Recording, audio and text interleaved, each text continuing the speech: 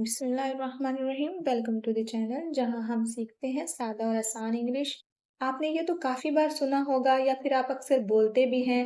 Mobile charge करके जाना, दरवाज़ा बंद करके जाना, चाय पी कर जाना, मुझे बता कर जाना। ये ऐसे सेंटेंसेस हैं जिन्हें उर्दू में बोलना तो बड़ा आसान होता है, लेकिन जब बात आती है इंग्लिश में ट्रांसलेट करने की तो आप सोच में पड़ जाते हैं।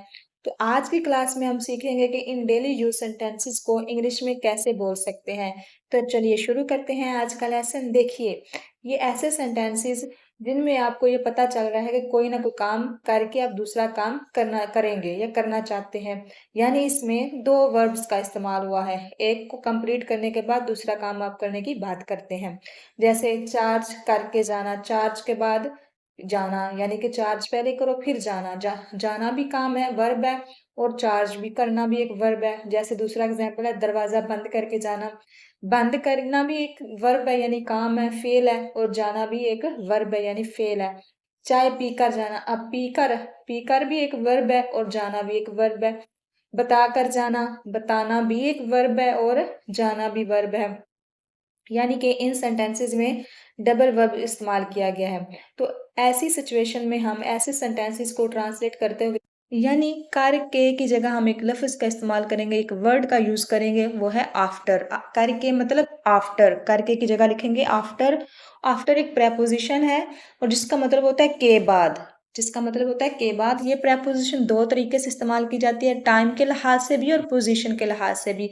जुमले में ये पोजीशन और टाइम के लिहाज से आफ्टर का इस्तेमाल किया जाता है।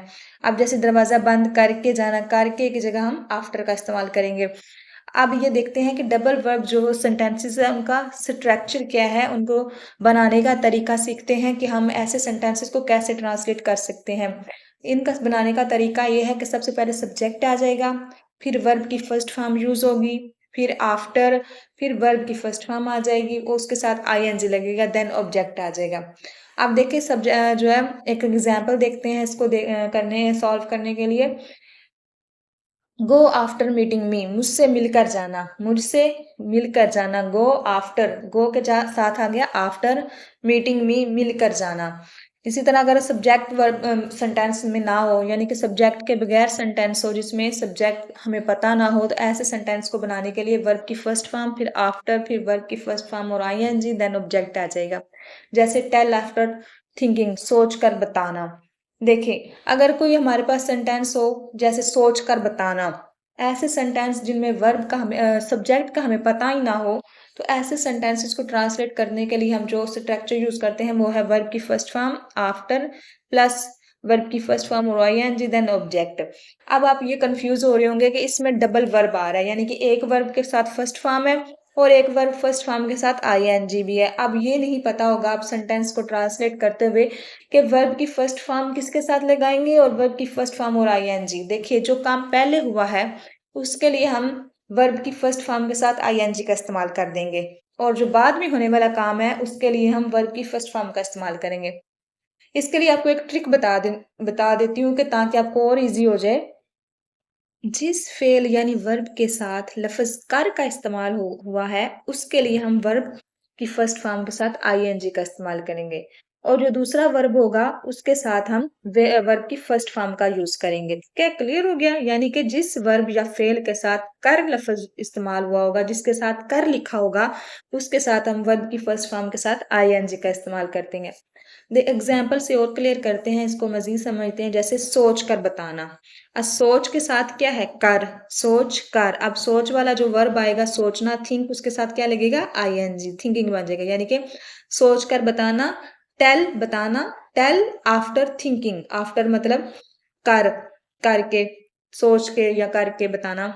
इसी तरह एक और एग्जाम्पल देखें, मुझसे मिलकर जाना, गो आफ्टर मीटिंग मी। मिलकर, मिल के साथ अब कर आ रहा है ना, तो इसलिए इसके साथ आईएनजी लगा देंगे, मीटिंग मीटिंग हो जाएगा। गो आफ्टर मीटिंग मी, मुझसे मिलकर जाना। एक और एग्जाम्पल देखें, खाना खाकर जाना, गो आफ्टर हैविंग फूड। अब खा कर है ना, खा के साथ कर है ना, तो इसलिए हैविंग आ जाएगा, हैव नहीं आएगा। या फिर ईटिंग भी इसकी जगह हम यूज कर सकते हैं, गो आफ्टर ईटिंग फूड। ठीक है। आप देखें जैसे मोबाइल चार्ज करके जाना, अब जाना के लिए लीव लफ्ज भी हम इस्तेमाल कर सकते हैं, गो का भी इस्तेमाल कर सकते हैं। अब यहाँ पे हम लीव का यूज़ करते हैं, leave after charging the phone. Mobile charge करके जाना, चार्ज के साथ कर है ना, तो इसलिए हम चार्जिंग लिखेंगे, charging. Leave after charging the phone. दरवाज़ा बंद करके जाना, अब बंद के साथ है ना कर, तो इसलिए क्लोजिंग हो जाएगा। Leave after closing the door, दरवाज़ा बंद करके जाना। चाय पी कर जाना, leave after taking tea. Leave after taking tea या go after taking tea. After करके या कर जाना, ठीक है। मुझे बता कर जाना, leave after telling me. Tell है ना बताना, तो बता कर है तो हो जाएगा टेलिंग। फोन करके जाना, leave after calling me. Phone करके जाना, मुझे फोन करके जाना आ जाएगा, तो लीव आफ्टर कॉलिंग मी, मुझे फोन करके जाना। आई होप आपको यहाँ तक तो समझ आ गई होगी कि हमने डबल वर्ब वाले सेंटेंसेस को कैसे ट्रांसलेट करना है। अब हम बात करते हैं आना की। पहले हम कोई भी काम करके जाने की बात कर रहे थे, अब हम बात करेंगे आने की। इन सेंटेंसेस को भी ट्रांसलेट करने का सेम स्ट्रक्चर है, जैसे दूध लेकर आना। अब आना लफ्ज आ गया, पहले होता था जाना। अब गो की जगह हम लिख देंगे कम। कम मतलब आना। बाकी सेम स्ट्रक्चर है, वर्ब की फर्स्ट फॉर्म आ जाएगी, फिर फर्स्ट फॉर्म के साथ आईएनजी आ जाएगा, ठीक है।